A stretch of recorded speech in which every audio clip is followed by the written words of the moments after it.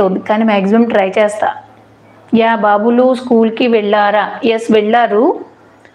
ఈరోజు వాళ్ళ కోసం పప్పు అయితే చేశాను. పప్పుతో పాటు మిరపకాయ కూడా ఫ్రై చేశా. ఎందుకంటే వాడు గుంటూరోడు కదా, అంత నా పప్పుతో పాటు మిరపకాయ ఖచ్చితంగా ఉండాలి స్పైసీగా.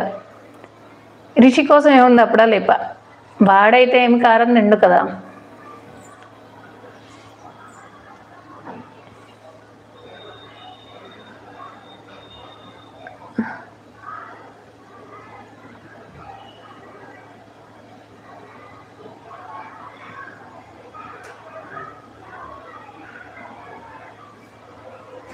ఇంకేంటి చెప్పండి. నేను వినాయక చవితికి కూడా లైవ్ అనేది తప్పకుండా ప్లాన్ చేస్తానండి. అసలు చాలా బాగా జరుగుతుంది వినాయక చవితి మా అపార్ట్మెంట్లో. కింద వినాయకుడిని తీసుకురావడం దగ్గర నుండి పూజ చేయడం అంతా కూడా అసలు ఎక్సలెంట్గా చాలా బాగుంటుందండి. వినాయకుడి విగ్రహం తీసుకొచ్చే టైంలో గౌతమ్ కూడా వెళ్తాడు సరదాగా, వాళ్ళతో పాటు కారులో వెళ్ళి అందరూ కలిసి తీసుకొస్తారనమాట. రిషి అయితే అస్సలు కదలడండి బాబు ఇంట్లోంచి బయటికి. ఒక 25 మినిట్స్ అయిన తర్వాత లైవ్ అయితే ఆఫ్ చేస్తాను. మీరు ఏమన్నా అడిగితే దానికి ఆన్సర్ చేయడానికి బాగుంటుంది. ఏం కర్రీ చేసావు? పప్పు. మై ఎవర్ గ్రీన్ ఫేవరెట్ పప్పు కర్రీ. నీకు ఇష్టం లేదు కదా.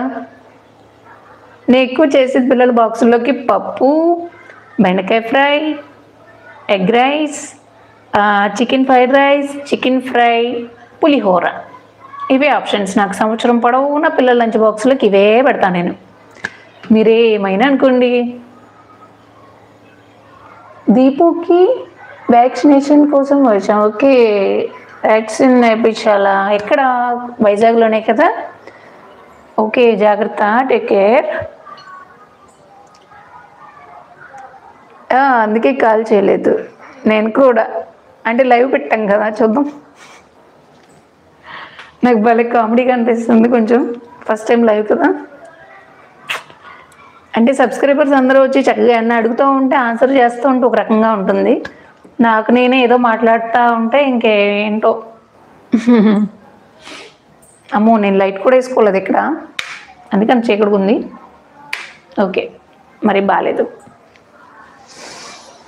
ఈరోజు ఫ్రైడే కదా, శారీ కట్టుకుందాం అనుకున్నా, కానీ కొంచెం అంత ఇంట్లో శారీ కట్టుకుని ఇంట్లోనే ఉంటే అంత అన్కంఫర్ట్గా అనిపిస్తుందండి నాకు. అలవాటైపోతే ఏం లేదు, కానీ అప్పుడప్పుడు కట్టినప్పుడు కొంచెం ఇబ్బందిగా అనిపిస్తుంది. బ్రీతింగ్ అది ఫ్రీగా లేనట్టు ఆ ఫీలింగ్ అయితే ఉంటుంది.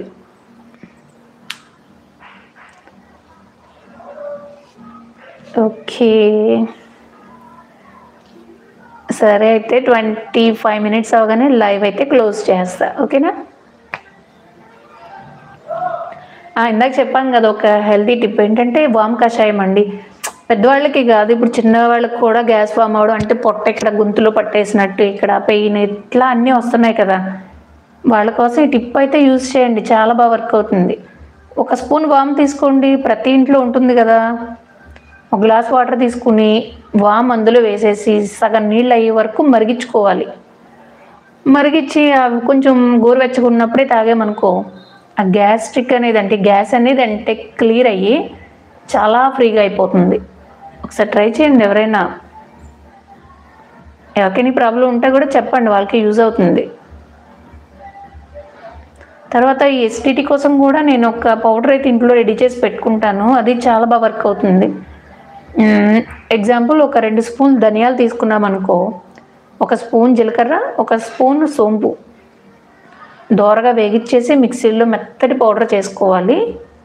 దీన్ని మనం ప్రతిరోజు మార్నింగ్ వేడి నీళ్ళలో మరిగించుకుని గోరువెచ్చగా తాగితే అది క్రమేణా ఈ గ్యాస్ట్రిక్ ప్రాబ్లం అనేది తగ్గుతుంది.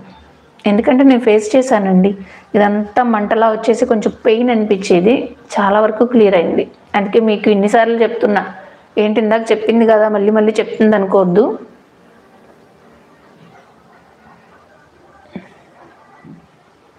ఓకే ఫ్రెండ్స్, లైవ్ అయితే ఇక్కడితో ఎండ్ చేస్తున్నాను. బాయ్.